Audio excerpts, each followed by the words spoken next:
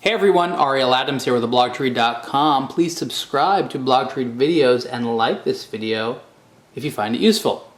This is a review of the Breitling Chronomat 44 GMT, a lovely timepiece by almost all accounts and is a very fantastic example of a Breitling. Now, I don't love every Breitling watch, and I know not everyone loves Breitlings.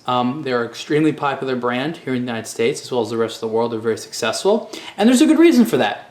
Breitling creates very high quality masculine timepieces with a good sort of enduring professional instrument look.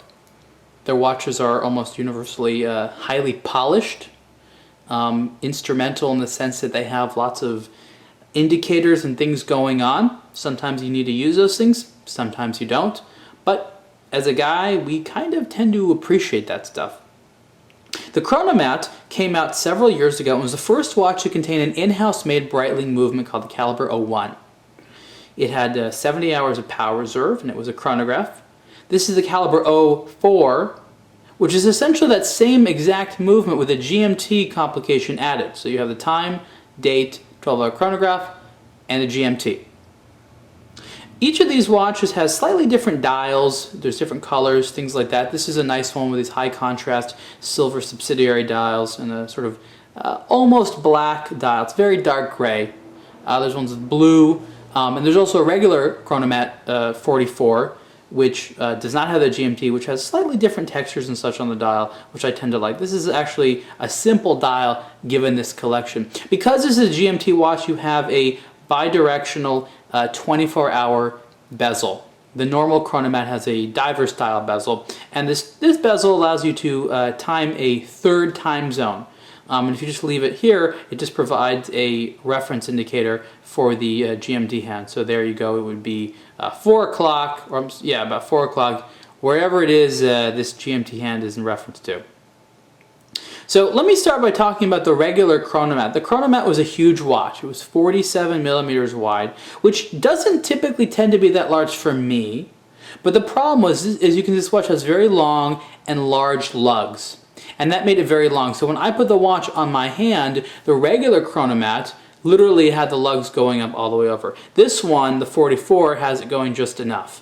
So I think there's nothing wrong with large watches. I like large watches, but for me, and I think a lot of people, the normal Chronomat models are going to be too big. There's a regular Chronomat GMT, not just the 44, which is the same situation. So for me, the Chronomat 44 normal model as well as the GMT are probably going to be the right size for most people. I think that's why Breitling came out with them. So again, the regular Chronomat is 47 millimeters wide, whereas the Chronomat 44 is, well, 44 millimeters wide.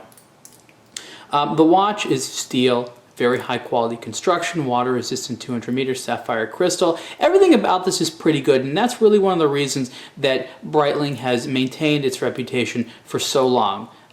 Everything just kind of works well, nice, good, weighty feel to them. I think Breitlings are one of the original watches that sort of indicated to people that the weight of a watch was kind of one of the things you use to determine if it's a high quality watch. And again, you know, there's a lot to love here. You may not like the design, but it's a very respectable timepiece.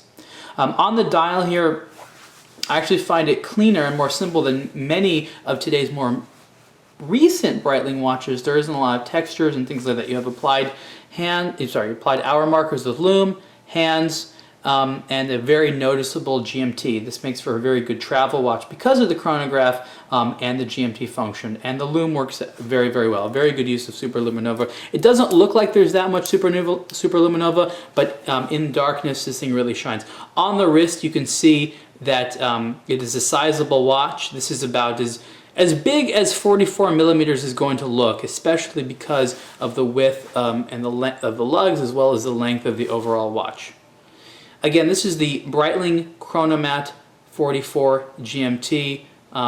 It's like I don't have so many details to give you. It sort of speaks for itself. You probably already like Breitlings. This one is just another good Breitling watch, and it's a very acceptable one for a large audience. Some Breitling watches sort of are very niche, like the Navitimer, for example. It's kind of a niche watch. Not everybody wants to have a slide rule bezel. They don't use it. But this one has features that everyone will use, doesn't have excessive features that just don't make a lot of sense, isn't sized in a way that will alienate many types of wrists, and it's has an in-house movement, which I think will appeal to a lot of people that perhaps discounted Breitling as a serious watch brand in the past because they mostly used ETA movements. So when they started using their own in-house movements with the Caliber 01, that was a serious upgrade for their image. And I think that it has not only helped the Chronomat collection as well as the other models that have contained the in-house movements, but the overall collection as a whole